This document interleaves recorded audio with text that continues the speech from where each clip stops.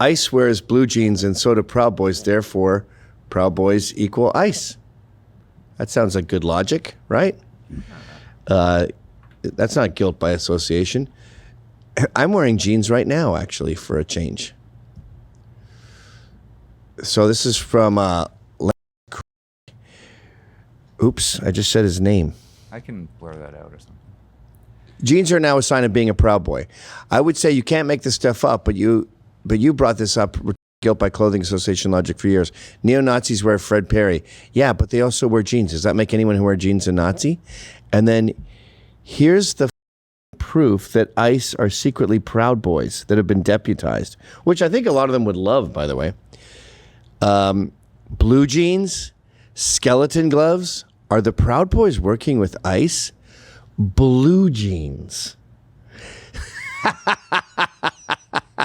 That's funny. What do people think of when they say America? Blue jeans, like Russians. Can you get me blue jeans? Apple pie, baseball, and blue jeans. Baseball hats, toilet paper. Here's Bill Burr talking about how Proud Boys are a younger, cooler, white supremacist group. You guys want white supremacy so bad. So bad. Whites are so cool, they don't even talk like that. They just go, it's okay to be us. And that's not acceptable. Black supremacy is everywhere. La Raza, Mexican supremacy, that's all over the place. So what is this? Is X? Yeah, this is X. Yep. Let's see here. You want to join a younger, hipper white nationalist group, right? Like the neo-Nazis or the Proud Boys, you know, with their little fades, you know, and their little okey-doke thing, they stick their pee-pees through or whatever the secret handshake. You want to join a young... That's not a secret handshake. The don't look down here thing is a fun arm-punching game that goes back generations. I guess you weren't invited to play that game when you were young. You put your pee-pee through it. Yeah. Little bit of a small dick joke there too, right? Yeah. And the other weird thing about that kind of insult is like, you're the Proud Boys. Yeah, that's a super gay name. Yeah, it is. And you probably play little games where you go like that, someone gets to punch you. Yeah, that's accurate. It is stupid and juvenile and funny. It's not Tiger Skull for the billionth time, Bill. Loser cuck raising someone else's kid against his will. By the way, I don't have a problem with someone raising someone else's kid. That most of my friends are like that. But when you don't know and you think it's your own, that's slightly different. Hi, this is Anthony Cumia. Hello, I'm Gavin McInnes. And together we're Compound Censored. And we would like you to subscribe with this deal using this promo code right below me right now. Do it, because it's very entertaining. 14 minutes into this episode, some old bullshit calling PB is a joke that got out of hand. I hate that. Got out of hand. Yeah. Oh, this is just audio? Yeah, it's just audio. It's not very fun to look I at. guess digital. I want to say 7 years ago. Puerto Rican rattlesnake. And he was like, hey, I love what you guys are doing. I'm a big fan. And I really would love to help out and work with you guys. And when I started looking into Tom, I saw that he was a guy who was like involved with the Proud Boys. We used to call him Proud Boy Tom. Because he was just a young, idiot who was looking to fit in with something, right? And he, at the time, this is before the Proud Boys were like considered a national terrorist group. But at the time when Gavin first launched that, it was a joke and it was funny and it was this group of dudes. And, and I think Tom just wanted to fit in with somebody. Stop. I hated this whole fit in with somebody, like you're a lost loser loner. Is that true of all clubs and groups? Hey? Like, is that true of the Freemasons? Are they just sad, lonely guys looking for a place to fit in? What about that awesome party in Florida? Swamp Fest. Swamp Fest. Are these just sad, pathetic losers looking for something to be a part of? Everyone's always better than the thing they're talking about. Have you ever noticed that? Yes, yeah. And that was a high school thing. Instead of saying fuck you in high school, the girls would say, I actually feel sorry for her. because I'm better than her. I don't disagree. I'm just better than the thing. And when I saw that, I was like, I don't really want to have a guy who's like a flag waving Proud Boy be a part of what we're doing at Gas Digital. Why not? I didn't even really have anything necessarily against the Proud Boys, but the writing was on the wall, and Gas Digital was already being seen as a company that was right-wing leaning, and we were, called Nazis. And it's like, I just didn't need to create any more of that narrative. The Proud Boys put out an article calling me their Proud Boy of the Month after I fought Ryan O'Neal. It's 2018, right? Who's Ryan O'Neal again? After I fought Ryan O'Neal, and I was just only know the wearing actor. black and gold, which is also the colors for Body Brain Coffee. It's just great colors. What do you want me to say? But I guess those are the Proud Boy colors. And they were like, oh, he's wearing our colors. And it was kind of a gag. I knew the guy who did it. I met the guy who did it a few times. He was a really nice guy, big fan of comedy. But I remember when they did that with me, I hit him up. I was like, dude, what are you doing? I was like, I'm not a Proud Boy. Don't put it in publication that I'm a fucking Proud Boy. It's like, I'm trying to be funny. I'm not trying to be politicized. And the reality is Gavin and his people, they're political and they want to live in that world. And I don't have anything against Gavin. I've had my own issues with Gavin throughout the years, just because he said some stupid shit about comedians and I took it personally. But I don't actually have a beef with Gavin. Gavin's not a bad dude for my... Stop. What I said about comedy is it's fucking easy.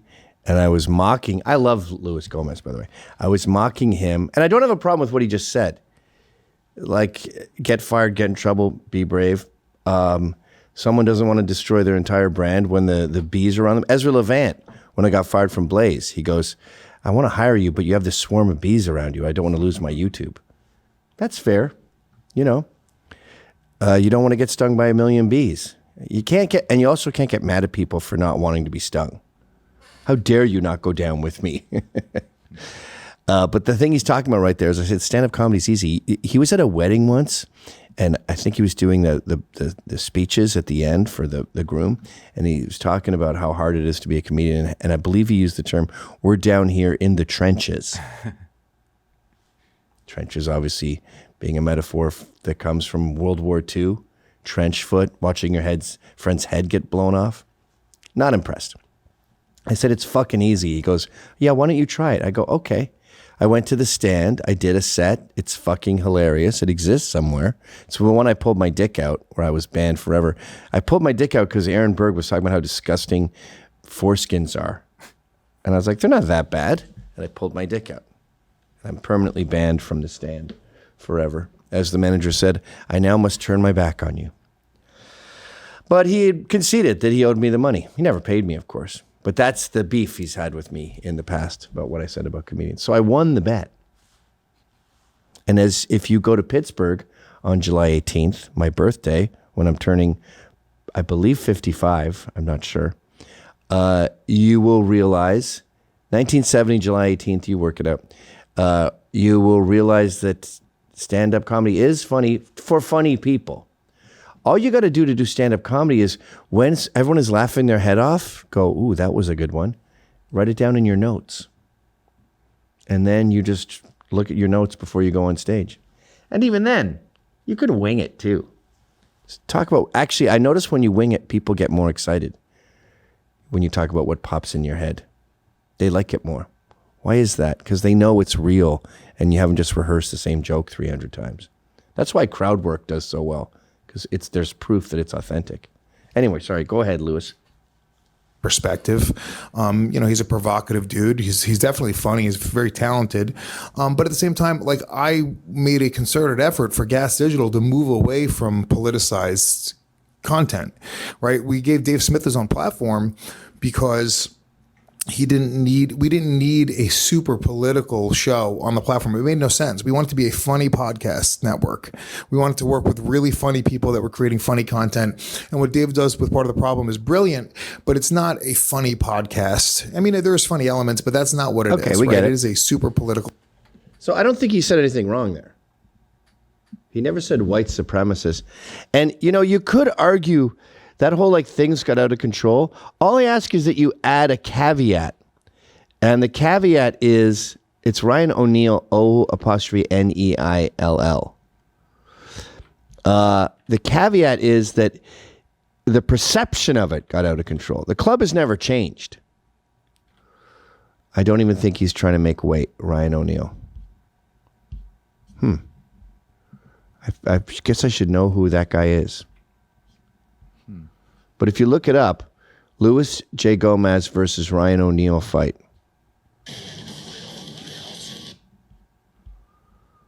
I like how he just says Ryan O'Neal, you're supposed to know. Is that a podcaster? He's a comedian. It looks like he's been at Skankfest and stuff like that. Oh, okay. But I don't know who that is. Well, pull up the fight. Yeah, I'm getting it. Ryan O'Neal comedy. Come on, people, make some noise!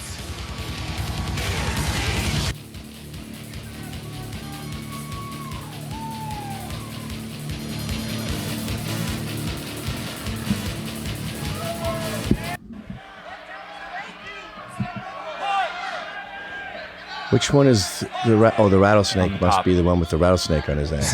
Hey, stop. Hold those positions, guys.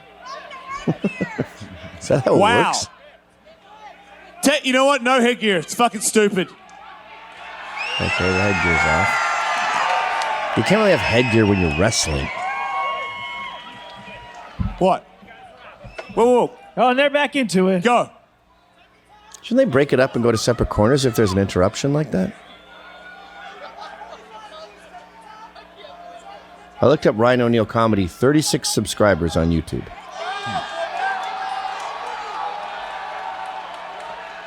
You got to move, Ryan. You got to buck out. Keep going. Roll again. Oh, that looks boring. Lewis Scotty's back. Okay, shall we do one more? All right. Why did God send us here? I guess he's trying to say you were vindicated. You guys did the right thing. Over brandishing. Okay, what's this now? Michigan woman who demanded county commission denounce Proud Boys settles lawsuit with official. Oh, but I think we talked about this. There was a guy in Michigan who got in shit for mentioning Proud Boys and not criticizing them. And he said, I'll talk about whatever I want. It's the First Amendment. It's also the Second Amendment. And he made a video saying that. So this woman said that was a death threat. And he was forced to apologize. And this is Michigan County Board of Commissioners, Ron Klaus, C-L-O-U-S. Yeah, we've covered that before. I told you this wasn't going to be a war. I told you there'd be no boots on the ground. I was happy to let Dave Smith and Nick Fuentes gloat, but they were both wrong. And Gavstradamus predicted correctly that the war would be over on Monday. And I thought this is a great summary of it.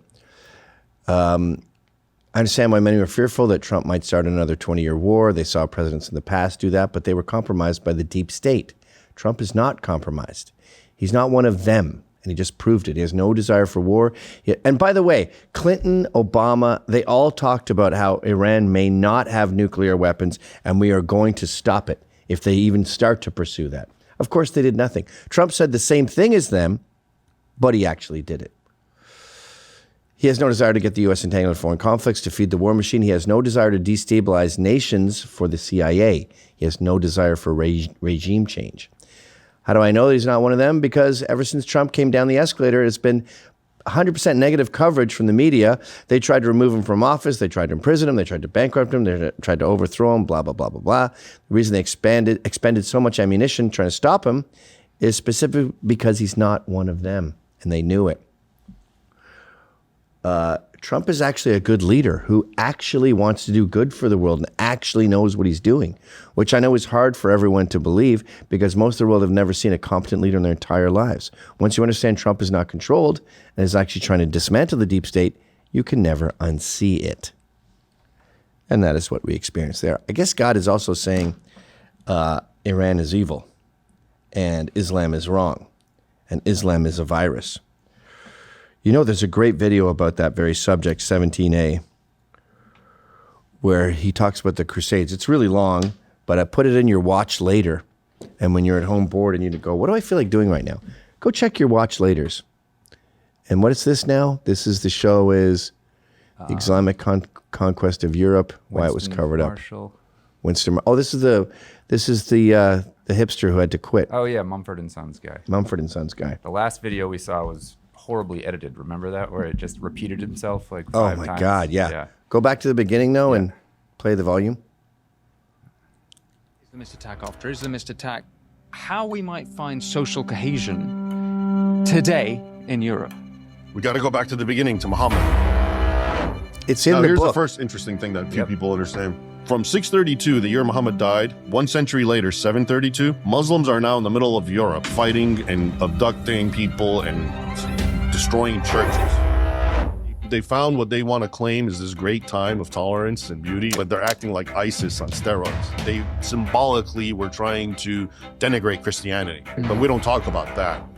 Hold on, One pause. century from Here's an example of that. They talk about how they invented mathematics, which Obama pushed on the world, and NASA.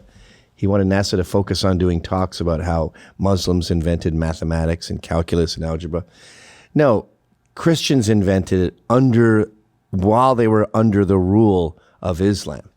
And Islam just took credit for it because their peons, their subjects, came up with it.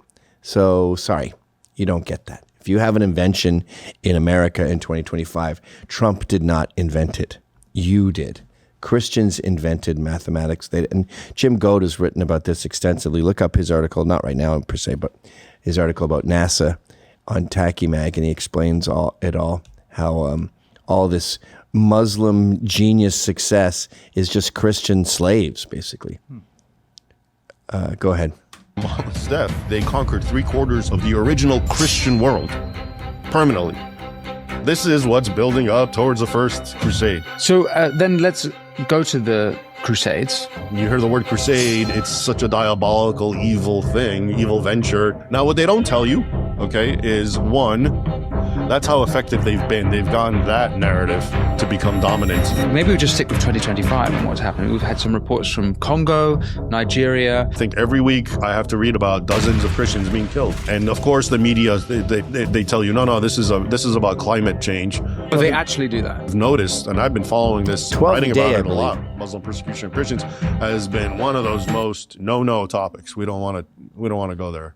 Make it relevant to what's going on in that, because you're sort of given a historical context. In Germany, Muslims are going to be like 40% of the population. I mean, at that point, yeah, it's going to be like. You know, in Brussels, 85% of young people are non-white refugees. Really? How disturbing is that? This is a great example. So they hate us because of our foreign policy, right? That's why they're destroying us. Go to 1.7. I've noticed Christopher Hitchens seems to sort of be trending, coming up again. And God, when you see him talk, you realize we have not had anyone like him in a long ass motherfucking time.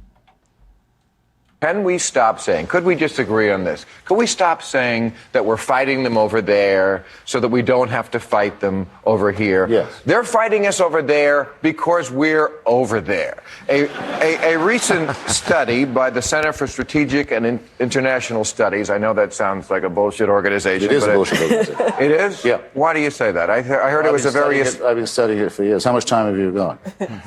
Well, anyway... You can hardly pronounce its name. I've known it for a long time. It is a bullshit organization. It's like the Lancet and the casualty figures. It's a junk science by junk scholars. But, all right, tell me why I should believe... However, you're right on your premise. ...that they really want to fight us in Dollywood, but they're not. Well, let me give you an example from Mr. Jefferson, since you asked me to mention my book, which I happily do, available fine bookstores everywhere.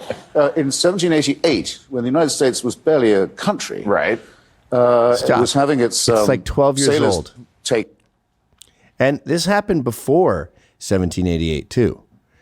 With what he's about to say, we invented the Marines to prevent this. The Marines predate America. Taken as slaves by the Barbary states, the states of the Ottoman Empire in North Africa. Tripoli. Tripoli. Shores of Tripoli. Shores of Tripoli. And its people, its ships stopped. Its crews carried off into slavery. We estimate 1.5 million European and American slaves taken between 1750 and 1815. Jefferson and Adams went to their ambassador in London and said, why do you do this to us? The United States has never had a quarrel with the Muslim world of any kind. We weren't in the Crusades. We weren't in the war in Spain. Why do you do this to our people and our ships? Why do you plunder and enslave our people. And the ambassador said very plainly, Mr. Abdul Rahman said, because the Quran gives us permission to do so, because you are infidels. And that's our answer. And Jefferson said, well, in that case, I will send a navy which will crush your state, which he did. And a good thing, But too. Islamic fundamentalism is not created by American democracy. It's a lie to say so. It's a masochistic lie. And it excuses those who are the real criminals, and it blames us for the attacks made upon us. Beautiful. It's in the book. That's why they behave this way. The book is, first half is nice stuff. The second half is convert or die. And that is why they want us to convert or die. So it's not our foreign policy. It's not Iraq. It's not the bombing Iran. Their religion is to destroy everyone that's not in their religion. You know what Christians do when you're not Christian? What do? We go, that's unfortunate. Shucks. You probably should be, but okay. Anyway, what are you doing tonight? Okay, that was fun. So I guess God is here to warn us that Islam is a plague. So if you enjoyed that clip, then subscribe to Compound Censored using this promo code.